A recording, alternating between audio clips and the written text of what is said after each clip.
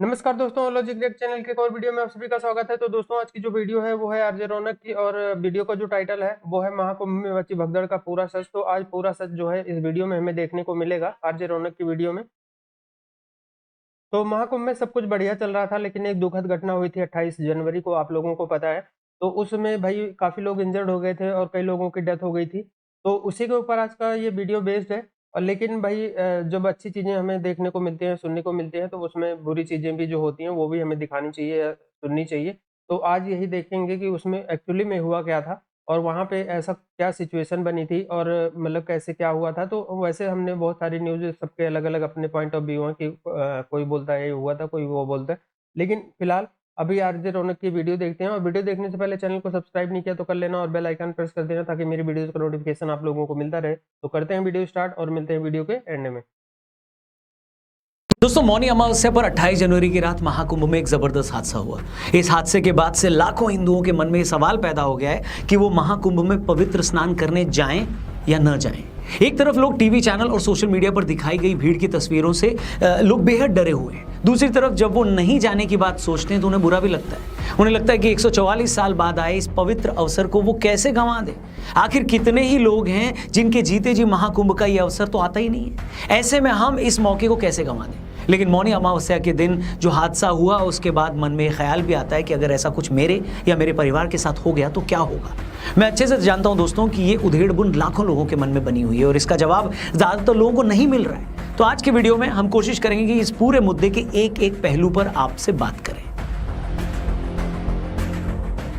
तो मौनी अमावस्या के दिन हुए हादसे से हम शुरू करते हैं। इस हादसे के बाद हमें दो तरह के बयान सुनाई दिए। एक तरफ वो लोग हैं जो ये बोल रहे हैं कि अरे इतने बड़े आयोजन में ऐसे छोटे मोटे हादसे तो होते रहते हैं। ऐसा बोलने वालों में एक मंत्री भी थे। दूसरी तरफ ऐसे लोग भी हैं जो ऐसे हादसे की ताक में ही बैठे थे। मतलब जब पूरी दुनिया महाकुंभ में की गई व्यवस्था की तारीफ कर रही थी, इस बात पर हैरान हो रही थी कि एक शहर में करोड़ों लोग कैसे आ सकते हैं, हर कोई व्यवस्था की तारीफ कर रहा था, तब ये कुछ नहीं बोल रहे थे। लेकिन जैसे ही मौनी अमावस्या के दिन ये हादसा हुआ तो ये गिद्ध टाइप के लोग बाहर आ गए, जैसे ईश्वर ने इनके मन की मुराद पूरी कर दी। हम इन दोनों ही लोगों पर एक एक करके बात करेंगे, इसलिए वीडियो अपने दोस्तों से जरूर शेयर करिएगा। तो देखिए दोस्तों, एक तो ये बात किसी को भी नहीं करनी चाहिए कि इतने बड़े आयोजन में हादसे तो हो ही जाते हैं, कुछ जाने तो चली ही जाती है। मैं इस बात से बिल्कुल अग्री नहीं करता हूँ, गुस्सा आता है मुझे। मेरा मानना है कि अगर भीड़ की वजह से किसी एक आदमी की भी जान जाने का भी डर हो तो लाखों करोड़ों लोगों की आस्था से पहले उस एक आदमी की जान ज्यादा जरूरी है। अगर एक माँ अपने बच्चा खो देती है, अगर एक बच्चा अपना पिता खो देता है ऐसे हादसे में, तो उस माँ या बच्चे को जो इससे दुख पहुंचता है, उस दुख की कीमत लाखों करोड़ों लोगों को मिलने वाले पुण्य से ज्यादा है। बहुत आसान होता है जब कोई दूसरा अपने परिवार का कोई सदस्य खो दे और हम अपने घर पर बैठे बैठे ये बोल दें कि अरे तो क्या हुआ, कुछ लोगों की जानें तो जाएंगी। ऐसा है तो फिर ये बड़े बड़े लोग ऐसा क्यों नहीं करते, वीवीआईपी व्यवस्थाएं मत करवाएं, उसी तरह स्नान के लिए लाइनों में लगे जैसे आम आदमी लगता है। तब हम भी ये समझ जाएंगे कि इन्हें अपनी जान की परवाह नहीं है। लेकिन खुद के लिए हर तरह की सुविधा लेकर किसी की मौत पर यह कह देना कि ऐसा तो हो ही जाता है, ये कहीं से अक्लमंदी नहीं है। अब सवाल ये है कि ऐसे हादसे फिर रोके कैसे जाएं। तो भाई अगर एक शहर में कुछ वर्ग किलोमीटर के दायरे में एक वक्त में 10 करोड़ लोग आ जाएंगे तो हादसे तो वैसे भी नहीं रुकेंगे, आज नहीं तो कल कुछ ना कुछ तो होगा ही। तो फिर सवाल ये है कि किया क्या जाए। देश में 100 करोड़ से ज्यादा हिंदू हैं, इतने लोगों को स्नान करना है तो वो भी प्रयागराज में आकर, तो किया क्या जाए। अब अगेन इस पर मेरी सोच थोड़ी अलग है, लेकिन मुझे लगता है किसी को तो ये बात करनी चाहिए। मेरा मानना है कि जैसे हर धार्मिक यात्रा में लोगों की संख्या पर एक कैपिंग होती है, उसकी एक संख्या तय की जाती है ताकि भीड़ को मैनेज किया जा सके, उसी तरह की कैपिंग महाकुंभ के दौरान भी होनी चाहिए। शहर में आने और शहर से जाने वाले लोगों की संख्या पर एक लिमिट तय होनी चाहिए। जैसा कि मैंने कहा, जगह तो लिमिटेड ही है, तो फिर उस जगह के हिसाब से एक हद तक ही लोग वहां आ सकते हैं, ये रूल बनना चाहिए। जैसे आपकी फैमिली में अगर शादी होती है तो आप एक बड़ा सा मैरिज हॉल बुक कराते हैं, घर के 10 बाई 10 के कमरे में तो 2000 लोगों को बुलाते नहीं है, और अगर आप बुला लेंगे तो फिर वहां क्या हो गया बताने की जरूरत भी नहीं है। एक शहर, वो भी उसके घाटों पर, एक वक्त में 3-4 करोड़ लोगों का आ जाना वैसे ही है जैसे 10 बाई 10 के कमरे में बुलाकर 10,000 लोगों को इकट्ठा कर लेना। हादसे की पूरे के पूरे चांसेस होते हैं वहां पर। और ये कोई नई बात नहीं है, वैष्णो देवी में भी ऊपर ज्यादा भीड़ हो जाने पर नीचे कटरा में ही लोगों को रोक दिया जाता है। अमरनाथ यात्रा से लेकर चारधाम यात्रा तक सभी जगह भीड़ को नियंत्रित करने के लिए एक हद तक ही लोगों को जाने दिया जाता है। तो फिर इस तरह का नियम महाकुंभ में भी होना चाहिए। हालांकि मौनी अमावस्या के दिन हुई भगदड़ के बाद प्रशासन ने भीड़ को मैनेज करने के लिए मेला क्षेत्र को नो व्हीकल जोन घोषित किया है, वीवीआईपी पास रद्द किए गए, आने जाने के रास्तों को वन वे किया गया है। लेकिन ये सारी चीजें पहले से ही होनी चाहिए थी। और उससे भी ज्यादा बड़ी बात, एक लिमिट से ज्यादा लोगों को एक वक्त में शहर में नहीं आने देना चाहिए। मुझे पता है ये एक धार्मिक मामला है, लाखों लोगों की भावनाएं जुड़ी हैं, इसलिए लोगों को रोकने की बात कोई नहीं करता। लेकिन जैसा कि मैंने कहा, आस्था, भावनाएं, पवित्र आयोजन सब अपनी जगह है, सबका सम्मान भी होना चाहिए। लेकिन अगर भीड़ की वजह से एक भी जान जाती है तो सारी कोशिश उस एक जान को बचाने की होनी चाहिए, क्योंकि लाखों लोगों का कमाया पुण्य भी एक बच्चे को, उसका पिता और एक माँ को उसका बच्चा वापस नहीं दिलवा सकता। दोस्तों, अब आते हैं उन लोगों पर जो ऐसे हादसों के बाद मजे लेने लगते हैं। लेकिन इससे पहले कि मैं ऐसे लोगों की बात करूं, आपको मैं 26 फरवरी को महाशिवरात्रि का जो महापर्व होने वाला है उससे जरूरी एक इंपॉर्टेंट इंफॉर्मेशन देना चाहता हूं। हर साल की तरह इस बार भी आदि योगी की महादेव की उस बड़ी प्रतिमा के सामने ईशा फाउंडेशन में लाखों महादेव के भक्त महाशिवरात्रि मनाने आएंगे और हर साल की तरह वहां के वॉलंटियर्स उनके लिए महाप्रसाद की व्यवस्था करेंगे। तो पिछली बार भी हम सब ने मिलकर, आपने और मैंने मिलकर इस महाप्रसाद के लिए डोनेशन इकट्ठा किया था, कंट्रीब्यूट किया था। तो मैं चाहता हूं इस बार भी हम और आप मिलकर कंट्रीब्यूट करें। डिस्क्रिप्शन में लिंक दिया है, जितनी आपकी शक्ति है, जितनी आपकी भक्ति है, आप जरूर कंट्रीब्यूट करिएगा और वो लिंक अपने हर एक दोस्त यार रिश्तेदार से शेयर करिएगा, जिससे वो भी इस महाप्रसाद में, महाशिवरात्रि के इस महापर्व में कंट्रीब्यूट कर सकें। और हर हर महादेव जरूर बोलिएगा। वीडियो में आगे बढ़ते हैं। दोस्तों, कुछ लोग मौनी अमावस्या के दिन हुए हादसे के बाद से बहुत खुश हैं। उन्हें लगा कि अब फलाना पार्टी को नीचा दिखाएंगे। ऐसे लोगों को मैं यही कहूंगा कि मित्रों, जब कोई इंसान माउंट एवरेस्ट के टॉप पर पहुंच जाता है ना, तो आप ये नहीं देखते कि रास्ते में उसका कितनी बार पैर फिसला या वो कितनी बार गिरा। अगर वो टॉप पर नहीं भी पहुंच पाता, तब भी आपको इस बात के लिए उसका मजाक नहीं उड़ाना चाहिए, क्योंकि एवरेस्ट पर चढ़ना ही अपने आप में दुनिया का सबसे चैलेंजिंग काम है। सेम यही बात महाकुंभ जैसे इवेंट को ऑर्गेनाइज करने को लेकर भी है। मतलब भारत के एक शहर में अगर ऐसा कोई आयोजन हो रहा है जो हजारों सालों के दुनिया के इतिहास में आज तक कभी नहीं हुआ, तो पहले तो यही अपने में बड़ी बात है। फिर आप देखिए कि सरकारों ने उस आयोजन को कामयाब बनाने के लिए अपना सब कुछ झोंक दिया है। सिर्फ जहां मेला हो रहा है वहां की सुरक्षा के लिए पुलिस से लेकर पीएसी, होमगार्ड और अदर फोर्सेस के 50,000 से ज्यादा जवान लगा रखे हैं। 2,500 से ज्यादा सीसीटीवी कैमरे लगे हैं, 5,000 लोग सिर्फ सफाई कर रहे हैं, 13 टेम्पररी हॉस्पिटल बने हैं, 9,000 से ज्यादा एलईडी और सोलर लाइट्स लगी हैं, कितने लोहे के पुल बनाए गए हैं, कितने ही मोबाइल टावर्स लगे हैं। मतलब जो कुछ किया जा सकता था वो किया गया है। पिछले कुंभ के मुकाबले इस बार कुंभ का बजट भी 5 से 6 गुना ज्यादा है, लेकिन इसकी कोई तारीफ नहीं। पर जैसे ही कुछ हादसा हुआ तो आपको लगा, अरे ये तो पॉलिटिक्स करने का बढ़िया मौका है। कुछ लोगों को लगता है कि चलो इसी हादसे के बहाने अपनी राजनीति चमका ली जाए। यहां तक कि लोग इस बात का भी वेट नहीं करते कि अरे पहले हादसे को लेकर जांच तो पूरी हो जाए, क्योंकि अभी जो लेटेस्ट खबर आ रही है उसमें तो कॉन्स्पिरेसी का भी एंगल आ रहा है। हादसे के टाइम वहां मौजूद 2 लोगों ने पुलिस को बताया कि कुछ लोग भगवा झंडा लेकर भीड़ में अचानक घुसे थे, जिसके बाद ये सारी भगदड़ मची है। इसके अलावा वहां लगे एआई कैमरों में ऐसे 120 लोग दिखे हैं जिन पर पुलिस को शक है। इनमें से 100 से ज्यादा लोगों के फोन 24 घंटे सर्विलांस पर हैं। उस वक्त उस एरिया में 16,000 फोन एक्टिव थे। उन सभी नंबरों की चेकिंग हो रही है। उसमें कुछ नंबर हादसे के बाद से बंद भी हैं। इसके अलावा गुरपतवंत सिंह पन्नू ने भी मेले से पहले धमकी दी थी कि पीलीभीत में पुलिस ने जिन 3 खालिस्तानियों का एनकाउंटर किया था उसका बदला वो महाकुंभ मेले में लेगा। ये सारी बातें मैं यहाँ इसलिए बता रहा हूँ कि आप लोग ये समझ सकें कि ऐसे माहौल में मेला करवाना कितना बड़ा चैलेंज है। लेकिन इसके बाद अगर ये पता लगे कि कुछ लोग वहां पर पहले ही माहौल खराब करने में लगे, यहाँ तक कि ये जगह टेररिस्ट के भी निशाने पर है, तो आप समझ सकते हैं कि हालात कितने खतरनाक हैं। इसलिए अगर कोई हादसा होता है तो विपक्ष को इस पर पॉलिटिक्स करने से पहले इन सारी बातों का भी ख्याल रखना चाहिए। ऐसे में आप बिना जांच हुए हादसे पर हमदर्दी जताने से ज्यादा उस पर पॉलिटिक्स करोगे तो ऐसा लगेगा कि आपको हादसे का अफसोस कम और इस बात की खुशी ज्यादा है कि चलो इसी बहाने अब सरकार को घेरा जाएगा।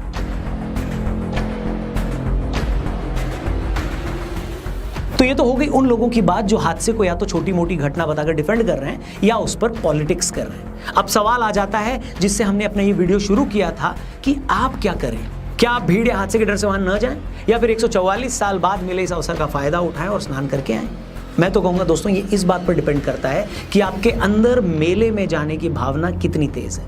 अगर आपको लगता है कि ना, मुझे भीड़ से डर नहीं लगता, चाहे कुछ भी हो जाए, मुझे तो जाना ही चाहिए, तो आपको जाना चाहिए, क्योंकि हर पवित्र यात्रा में चुनौतियां तो होंगी। अगर आप कैलाश मानसरोवर की यात्रा करेंगे तो वहां मौसम भी चुनौती और आपको चलना भी बहुत पड़ेगा। इस तरह केदारनाथ जी की यात्रा हो या अमरनाथ यात्रा, हर जगह मौसम और चढ़ाई एक चैलेंज है। उसी तरह प्रयागराज के इस महाकुंभ में वहां मौजूद भीड़ एक चैलेंज है। यहां भी आपको पवित्र संगम तक पहुंचने से पहले कई किलोमीटर चलना होगा। अगर आप इस सारे चैलेंजेस के लिए तैयार हैं तो जरूर होकर आइए। दूसरी तरफ अगर आप ऐसे इंसान हैं जिसे भीड़ से डर लगता है, जो कि बहुत लोगों को लग सकता है, अगर आपको ये लगता है कि मैं भी वहां किसी हादसे का शिकार ना हो जाऊं, तो आपका ये सोचना भी ठीक है। अगर आपके मन में जरा सा भी संदेह है तो किसी भी प्रेशर में बिल्कुल मत आए, वहां न जाएं। जो महादेव पूरी दुनिया को चलाने वाले हैं, पूरी दुनिया को संभालने वाले हैं, वो इतने दयालु भी हैं कि अपने भक्तों की दुविधा को समझ पाते हैं। इसलिए मन में रत्ती भर भी गिल्ट या ग्लानि मत पालें। आप अब भी ना जा पाएं तो बाद में जब मौका मिले तब चले जाइएगा। बाकी आपका इस पूरे मामले पर क्या सोचना है, इस पर आपकी क्या राय है, कमेंट करके ज़रूर बताइएगा। अगर आप महाकुंभ में जाकर स्नान करके आ चुके हैं तो कमेंट में मुझे लिखकर बताइएगा कि हाँ मैंने स्नान कर लिया है। वहाँ जाने का आपका क्या एक्सपीरियंस था वो भी बताइएगा, और अगर जाने वाले हैं तो वो भी ज़रूर शेयर करिएगा। बाकी आप सब पर महादेव की कृपा यूं ही बनी रहे, और महादेव को सेलिब्रेट करने के लिए, महाशिवरात्रि को सेलिब्रेट करने के लिए इस बार फिर से महादेव के सामने, आदि योगी की उस मूर्ति के सामने लाखों भक्तगण महादेव के इकट्ठा होंगे, और ईशा फाउंडेशन के वॉलंटियर्स उनके लिए मिलकर बनाएंगे महाअन्नदानम।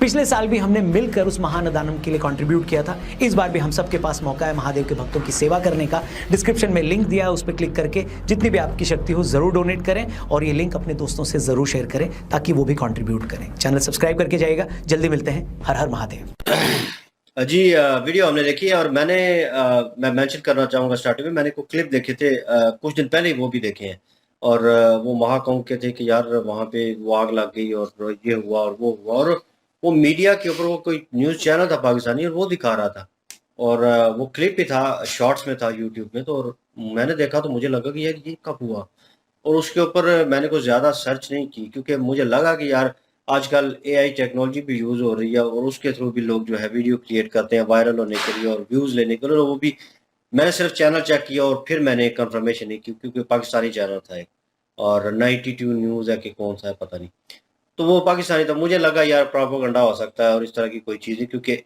जितनी हमने वीडियो सुनी है और वो वहाँ से पता चला है कि जितना सिक्योरिटी सिस्टम है और ये सारा कुछ किया गया है, इंतजाम बहुत बेहतर हैं, और ऐसा कोई हैपन जो है वो होगा नहीं, ठीक है ना। और हम डिस्कस कर रहे थे लास्ट वीडियो में, वो हमने वो कॉन्सर्ट वाली की थी जिसमें वो भी लोग जो है वो आए थे और उन्होंने भी विज़िट किया, और एक किस्म की उनका चैनल का नाम पता नहीं क्या है, वो हमने एक दिन पहले की है, और वो जो है उसके बीच में भी दिखा रहे थे कि लोग आए हैं और इस तरह वो कॉन्सर्ट वाले उन्होंने भी विज़िट किया है। अब वो क्या लें कि ब्रिटिशर हैं, एक टीके वाले, हाँ वही है उनका चैनल, वो उनकी वीडियो हमने की थी, और उसमें बताया गया कि कोल्ड प्ले जो है एक बैंड है इंग्लैंड का, ब्रिटिशर, तो वो भी वहाँ पे विजिट करने आए हैं।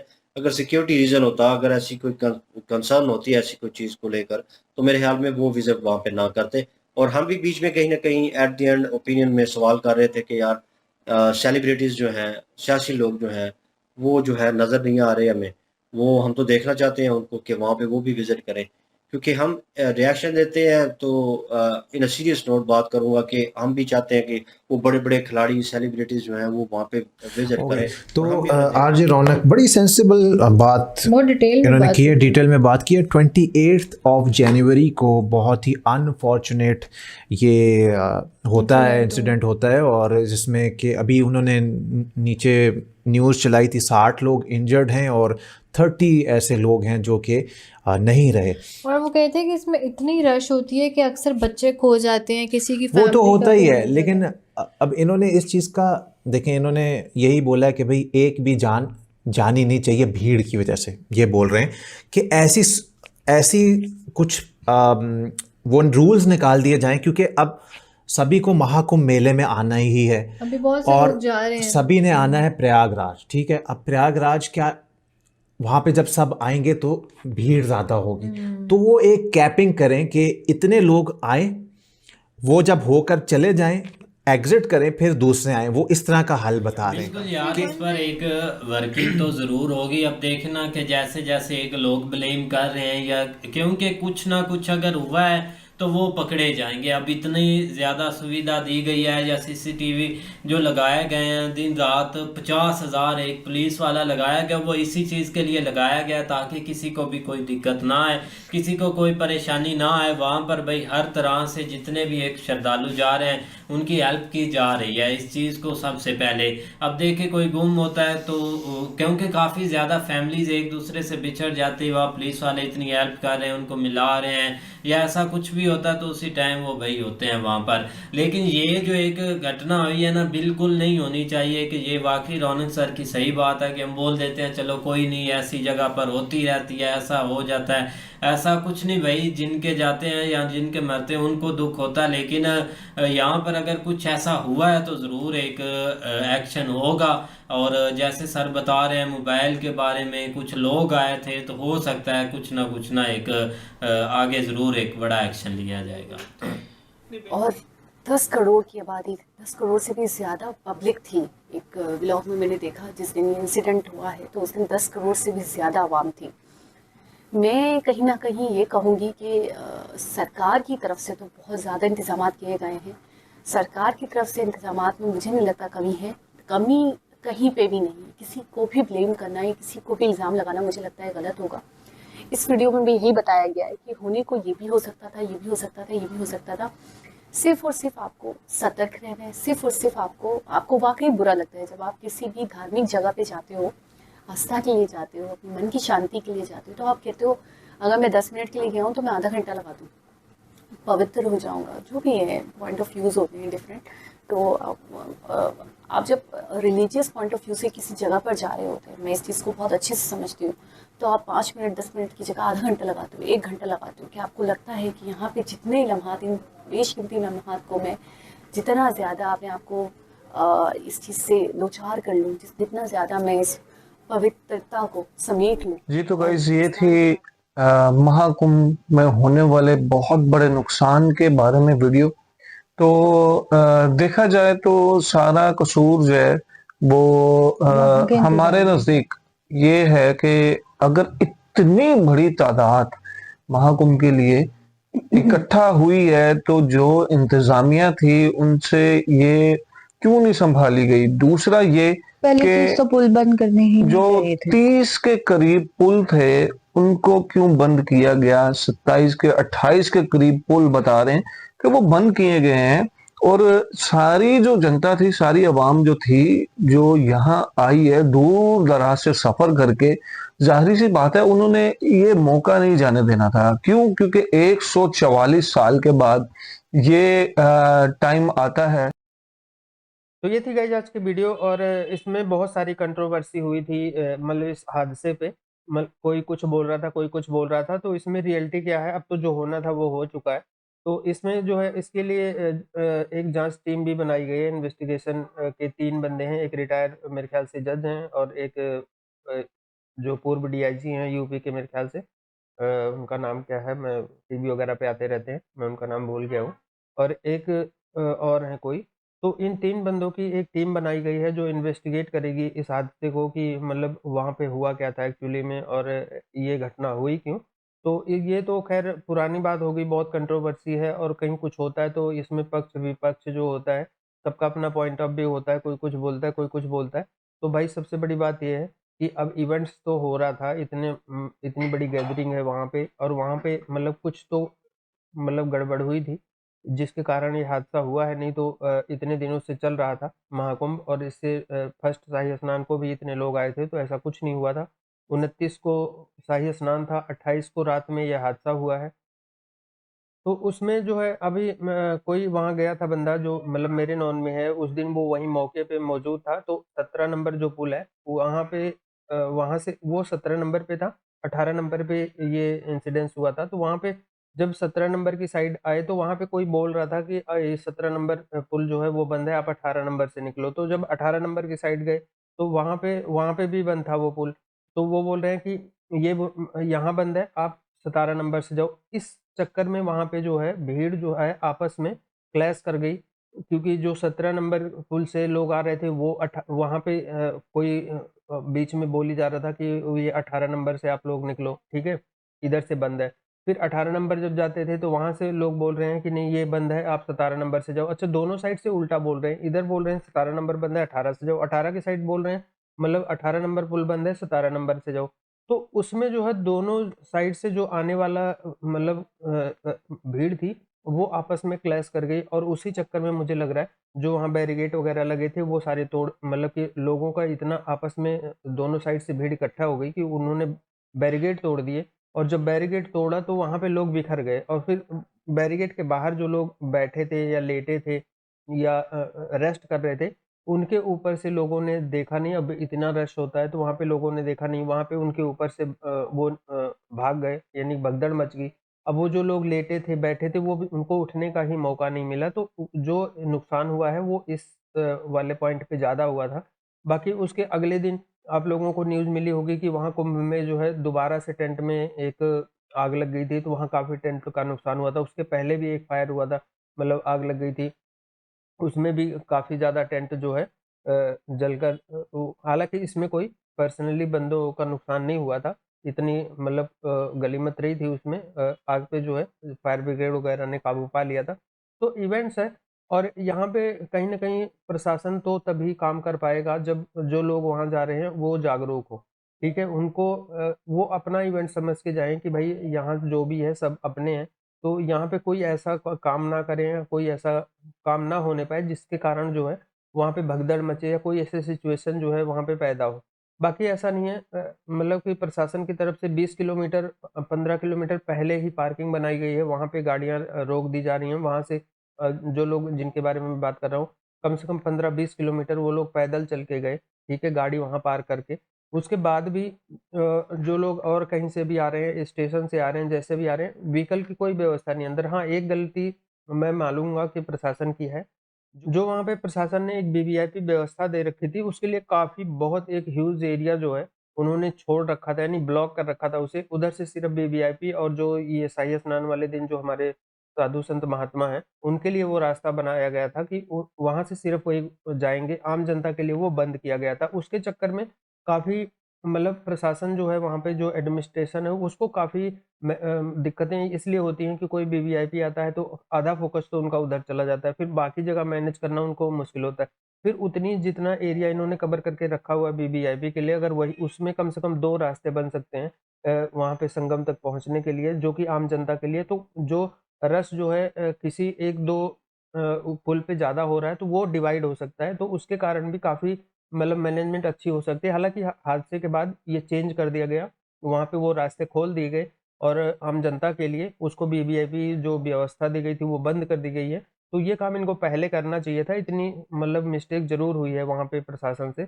और जो वहाँ पे एक एसएसपी, डीआईजी कौन थे जिनका वीडियो रात को वायरल हो रहा था कि वो माइक से अनाउंसमेंट कर रहे थे कि आप लोग जो बैठे हैं या लेटे हैं उठ के खड़े हो जाओ क्योंकि भगदड़ होने वाली है।